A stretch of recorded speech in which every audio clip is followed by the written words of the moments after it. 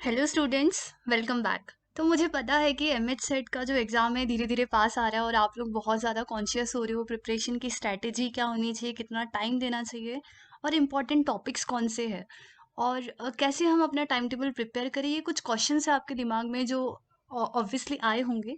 तो उन क्वेश्चन का अभी मैं सारे क्वेश्चन का आंसर तो नहीं दे सकती, लेकिन कोशिश कर सकती हूँ जो कॉमनली बच्चे फेस करते हैं ऐसी प्रॉब्लम्स का मैं एक सॉल्यूशन दे सकूँ। तो आज का सेशन बच्चों आप लोगों को डेडिकेटेड है ताकि आपके जो भी प्रॉब्लम्स है उसका हम सॉल्यूशन फाइंड आउट कर सके। तो चलिए स्टार्ट करते हैं आज का सेशन। आज के सेशन में हम लोग डिस्कस करने वाले हैं जो भी हमने सिलेबस डिस्कस किया है ऑलरेडी, उसी सिलेबस में से भी इम्पोर्टेंट टॉपिक कौन कौन से हैं इसके बारे में हम डिस्कस करने वाले हैं। हमारी प्रिपरेशन स्ट्रेटेजी को और प्रिसाइज कैसे कर सकते हैं और अच्छा कैसे बना सकते हैं ये भी हम डिस्कस करने वाले हैं। इसके अलावा हम नोट्स कैसे बनाने हैं थोड़ा सा उसके बारे में देखेंगे।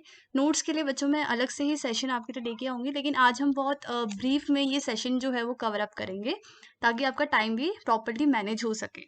और टाइम टेबल कैसे बनाना है, यानी कि पढ़ाई का टाइम टेबल क्या होना चाहिए, कितने घंटे पढ़ना है, रिवीजन करना है नहीं करना है, ये सारी चीज़ें हम लोग कोशिश करेंगे सॉर्ट आउट करने की। तो सिलेबस जैसा ऑलरेडी हमने देखा है कि पूरी की पूरी यूनिट जो है हमारी लाइफ साइंस का पूरा सिलेबस जो है उसको 13 यूनिट्स में हमने डिवाइड किया हुआ है। ठीक है, 13 यूनिट्स के नाम आप देख सकते हो, स्क्रीन पे है, स्क्रीनशॉट भी ले सकते हो जहाँ जहाँ आपको इंपॉर्टेंट टॉपिक्स लगे।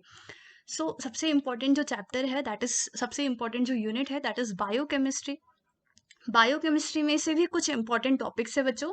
तो कौन कौन से टॉपिक है, that is molecular interaction, pH and buffer, bio energetics, enzymes, metabolism. तो बच्चों सिर्फ इंपॉर्टेंट पॉइंट्स तभी कंसिडर करना जब आप एकदम रिवीजन सेशन पे हो, तब इंपॉर्टेंट पॉइंट्स को सिर्फ उन्हीं को पढ़ना। लेकिन अगर आप स्टार्टिंग से प्रिपरेशन कर रहे हो तो मैं आपको सजेस्ट करूंगी कि आप पूरा जो स्टार्टिंग से लेकर एंड तक पढ़ो, क्योंकि बीच में से अगर आप टॉपिक उठा के पढ़ते हो तो आपके कंसेप्ट क्लियर नहीं होते और रट्टा मारने के चक्कर में आप पूरी की पूरी चीज़ें भूल जाते हो और सब मैसअप हो जाता है। तो जब आप रिवीजन कर रहे हो तभी इन इंपॉर्टेंट पॉइंट्स को, टॉपिक्स को कंसिडर करो। बायोकेमिस्ट्री के इंपॉर्टेंट टॉपिक्स हमने देख लिए।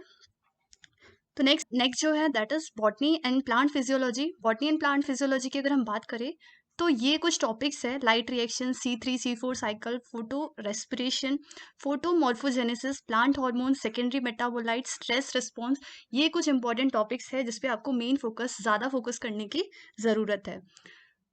थर्ड यूनिट जो है हमारी that is ecology and environmental biology. इसमें अगर हम देखें तो दैट इज नीच concept, population growth, community interaction, ecosystem, biodiversity. Again मैं आपको रिमाइंड करा दूं बच्चों, अगर आप रिवीजन कर रहे हो तभी इन पॉइंट्स पे अगर आप रिवीजन कर रहे हो तभी इन टॉपिक्स पे ज़्यादा फोकस करना। लेकिन अगर अभी आपने रिसेंटली पढ़ना शुरू किया है तो आई विल सजेस्ट यू कि आप स्टार्टिंग से पूरा का पूरा सिलेबस कवर करो। लास्ट में हम लोग पढ़ेंगे स्ट्रेटेजी क्या होनी चाहिए हमारी। ठीक है। फोर्थ जो यूनिट है हमारी दैट इज मॉलिक्यूलर बायोलॉजी। इसमें सबसे इंपॉर्टेंट जो है that is replication, DNA repair, transcription, post transcriptional modifications या फिर changes, translation, enzyme, gene regulation. तो ये कुछ इंपॉर्टेंट टॉपिक्स है जो मॉलिक्यूलर बायोलॉजी में हम लोग ज़्यादा फोकस करने की, ज़्यादा ध्यान देने की ज़रूरत है। Now let's talk about biotechnic. Molecular cloning, spectroscopy, microscopy, molecular techniques, ECG, EEG, MRI, patch clamp and biostatistics. ये कुछ इंपॉर्टेंट टॉपिक्स है फ्रॉम बायोटेक्निक्स। नेक्स्ट यूनिट की अगर हम बात करें that is taxonomy and diversity, तो उसमें हमारे जो इंपॉर्टेंट टॉपिक है that is nomenclature, phylogenetic tree, plant and animal classification, bacteria, algae and fungi, animal and plant diseases, metabolism. Next unit is genetics. Genetics की अगर हम बात करें तो कुछ इंपॉर्टेंट टॉपिक है that is Mendelian genetics, gene gene interaction, gene mapping, pedigree analysis, chromosomal changes, recombination and bacterial genetics. ये कुछ इंपॉर्टेंट टॉपिक्स है फ्रॉम जेनेटिक्स। नेक्स्ट यूनिट की अगर हम बात करें that is cell signalling and immunology. तो इसके इंपॉर्टेंट टॉपिक्स है बच्चों, cell signalling, cell matrix and interactions, cancer, apoptosis, autophagy and immunology. तो ये इंपॉर्टेंट टॉपिक है from cell signalling and immunology. Next is applied biology. Applied biology की अगर हम बात करें तो यहाँ पे immunological techniques, transgenic plants and animals, Agrobacterium, molecular breeding, molecular markers, bioremediation and biosensors are important topics. Next है हमारा सेल बायोलॉजी। सेल बायोलॉजी की अगर हम बात करें so that is membrane transport, protein sorting, cytoskeleton, genome organisation, cell cycle and bacterial growth. ये कुछ important topics है जिसके बारे में हम डिस्कस कर रहे हैं। टॉपिक्स के अंदर क्या क्या इंक्लूडेड होगा ये सब मैं अभी नहीं डिस्कस करूंगी। जब हमारा सिलेबस कवर हो जाएगा उसके बाद जब हम रिवीजन सेशन लेंगे तो फॉर श्योर हम उस क्लासेस में हम लोग इन सारी चीज़ों को डिस्कस करने वाले हैं। नेक्स्ट है हमारा इवोल्यूशन। तो इवोल्यूशन में जो हमारे इंपॉर्टेंट टॉपिक्स है that is natural selection, geological time scale, molecular evolution, population genetics and animal behaviour. इसके अलावा एनिमल फिजियोलॉजी की अगर हम बात करें, हमारी बॉडी के जो भी सिस्टम है जैसे सर्कुलेटरी सिस्टम, एक्सक्रीटरी सिस्टम, ये बहुत इंपॉर्टेंट सिस्टम है।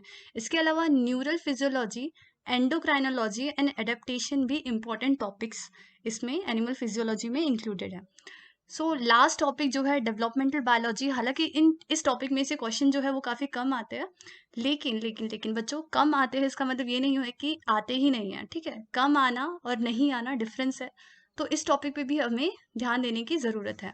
तो इसके इम्पोर्टेंट टॉपिक्स कौन कौन से हैं इस यूनिट के, that is basic concept of developmental biology, cleavage, gastrulation, Drosophila, amphibian development and plant development. तो ये सारे कुछ इंपॉर्टेंट टॉपिक्स थे जो हमने यूनिट वाइज देखे, जिन पे हमें एक्स्ट्रा ध्यान देने की ज़रूरत है। लेकिन आज टाइम है, 3 महीने का टाइम है, तो अपने टाइम को इस तरह से अरेंज करो, इस तरह से डिवाइड करो कि आप सारे के सारे टॉपिक्स जो है वो अच्छे से कवर अप कर सको। तो प्रीवियस सेशन में हमने ऑलरेडी डिस्कस किया है कि कौन से यूनिट से कितने मार्क्स से कितने एवरेज क्वेश्चंस आते हैं। सो ये चार्ट आपके सामने, आप लोग स्क्रीनशॉट भी ले सकते हो। So now let's talk about हमारी स्ट्रेटेजी क्या होनी चाहिए प्रिपरेशन की। तो सबसे पहले अगर प्रिपरेशन स्ट्रेटेजी की बात करें तो बच्चों पहले हमें कंसिडर करना पड़ेगा सिलेबस। सिलेबस तो आपको पूरा ही एक बार पढ़ ही लेना है। उसके बाद आपको क्या करना है, जो भी आपके इम्पोर्टेंट पॉइंट्स है, इम्पोर्टेंट पॉइंट्स या फिर जो भी हमने अभी तक डिस्कस किए हैं, उन इम्पोर्टेंट पॉइंट्स पर आपको एक्स्ट्रा फोकस करने की, ज़्यादा ध्यान देने की ज़रूरत है और उनको थोड़ा अच्छे से प्रिपेयर करना है, अच्छे से फोकस करना है उन इम्पोर्टेंट पॉइंट्स पे। इसके अलावा सिलेबस आपका फिनिश हो जाने के बाद आप क्या कर सकते हो, आपके जो स्ट्रॉन्ग एरियाज है, जैसे किसी का सेल बायोलॉजी हो सकता है, किसी का जेनेटिक्स हो सकता है, तो जो भी आपका स्ट्रॉन्ग एरिया है या फिर जो भी आपकी फेवरेट यूनिट है जो आपको अच्छे से समझ में आते हैं, पढ़ने में अच्छा लगता है, ऐसे सिलेबस पे, ऐसे यूनिट पे आपको ज़्यादा फोकस करना है। ठीक है, तो हमारी प्रिपरेशन स्ट्रेटेजी के 2 इम्पॉर्टेंट सिलेबस को अगर हम कंसिडर करें तो 2 चीज़ों पे ध्यान देना है आपको। कौन कौन सी 2 चीज़ें? तो पहला है जो इम्पोर्टेंट पॉइंट्स है, यानी कि जो इम्पोर्टेंट हमने यूनिट वाइज टॉपिक्स देखे, उन इम्पोर्टेंट टॉपिक पे आपको ज़्यादा फोकस करना है। सेकंड, जो सिलेबस आपको इजीली समझ में आता है, जो सब्जेक्ट या फिर जो टॉपिक आपका फेवरेट है, उसको और अच्छे से प्रिपेयर करना है। हमारा जो एम होगा वो 180 मार्क्स का होगा। ठीक है, 180 मार्क्स तक तो हमें कैसे ना कैसे करके हमें कोशिश करेंगे कि हम पहुंचे ही, तो उस हिसाब से अपनी प्रिपरेशन आपको करनी पड़ेगी। तो जो टॉपिक आपको इजी लगता है और जो इम्पोर्टेंट है। इसके अलावा स्टडी टाइम कितना देना चाहिए? स्टडी टाइम बच्चों आपकी हिसाब से रखिए। अगर आपको 3 से 4 घंटे पढ़ना अच्छा लगता है, 4 से 5 घंटे पढ़ना अच्छा लगता है, तो आपके हिसाब से आपका कन्वीनियंट टाइम होना चाहिए स्टडी टाइम। मैं ज़्यादातर प्रेफर करती हूँ नाइट को पढ़ना। क्यों? क्योंकि नाइट को कोई डिस्टरबेंस नहीं होती और मैं अच्छे से फोकस कर सकती हूँ। लेकिन कुछ बच्चों को कुछ बच्चे पसंद करते हैं मॉर्निंग में पढ़ना, तो इट डिपेंड्स ऑन यू कि किस टाइम पे आप पढ़ रहे हो। तो लेकिन मिनिमम आपको 3 से 4 घंटे जो है बच्चों प्रिपरेशन के लिए देने ही हैं। 3 से 4 घंटे आपको पढ़ाई करनी ही है और 1 घंटा बच्चों आप क्या कर सकते हो, रिवीजन कर सकते हो। ठीक है, अभी ज़रूरी नहीं है कि रिवीजन के लिए आप बैठ के कहीं पे स्टडी टेबल पे ही रिवीजन करो। जब आप ये पढ़ रहे हो ना तो इसको इतना शार्पली ग्रैब करो कि आपको रिवीजन के लिए बैठ के पढ़ने की ज़रूरत ना पड़े। ठीक है, या आप खेल रहे हो, कोई फिजिकल एक्सरसाइज कर रहे हो, उस टाइम पे भी आप माइंड में ये चीज़ें रिवाइज कर सकते हो जो भी आपने पढ़ी है। तो ये चीज़ हम कर सकते हैं। एक हो गया हमारा सिलेबस, सेकेंड इज स्टडी। ठीक है, 3 से 4 घंटे हमें पढ़ना है, 1 घंटा हमें रिवीजन के लिए रखना ही है। और बीच में जब भी आप एक्सरसाइज कर रहे हो और अगर आप कुछ वर्ड भूल गए, कुछ एंजाइम का नाम भूल गए, तो वापस आके आप नोटबुक से उसको देखकर फिर से रिकॉल कर सकते हो। इसके अलावा हम बात करते हैं नोट्स की। तो सबसे बड़ी गलती बच्चों आपकी होती है नोट्स की प्रिपरेशन में। नोट्स आप क्या करते हो, आप प्रेफर करते हो खरीदने की या फिर अपने फ्रेंड्स के यूज करने की। तो आई विल सजेस्ट यू कि नोट्स हमेशा खुद ही बनाओ।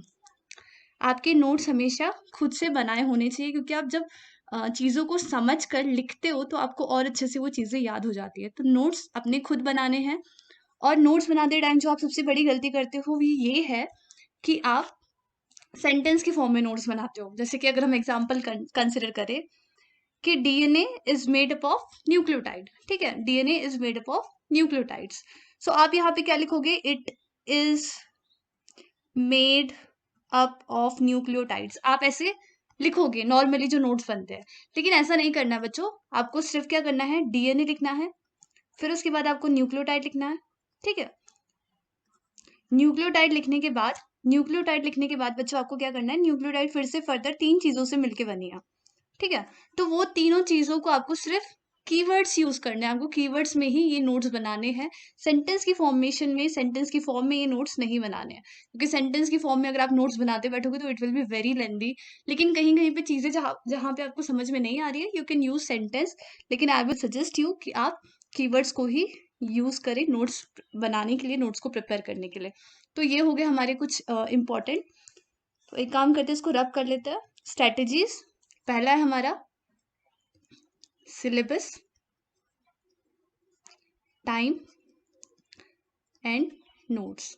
और एक और चीज बच्चों जो मैं आपको बताना चाहती हूँ, बहुत इंपॉर्टेंट है, कि कभी कभी क्या होता है, हमें कोई टॉपिक समझ में नहीं आता, अगर कोई टीचर भी पढ़ा रहा है, अगर आपने क्लासेस भी लगाई है तो भी आपको टॉपिक समझ में नहीं आता है, तो आप यूट्यूब भी यूज कर सकते हो, ठीक है। आप यूज करते ही होंगे, मुझे पता है, यूट्यूब भी यूज कर सकते हो। लेकिन कुछ वीडियोस जो होती है वो एक एक दो दो घंटे की होती है और इतना टाइम हमारे पास होता नहीं है। तो आप क्या कर सकते हो, वहां पे उसका जो मोड है, उसकी जो स्पीड है बच्चों, आप उसको स्पीड बढ़ाकर भी देख सकते हो। तो ये स्ट्रेटेजी मैं पर्सनली भी यूज करती हूँ, क्योंकि मुझे भी कहीं ना कहीं लेंदी वीडियोस पसंद नहीं है।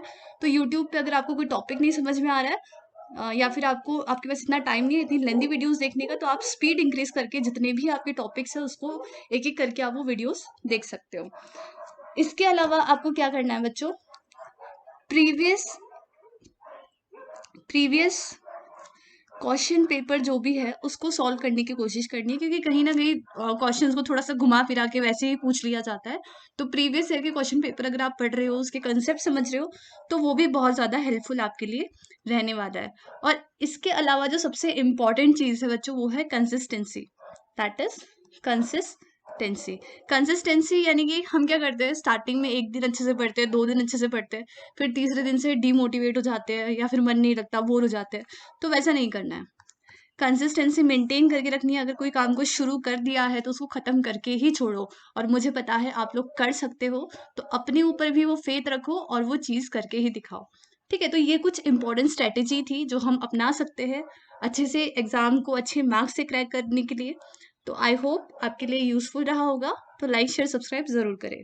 Thank you students.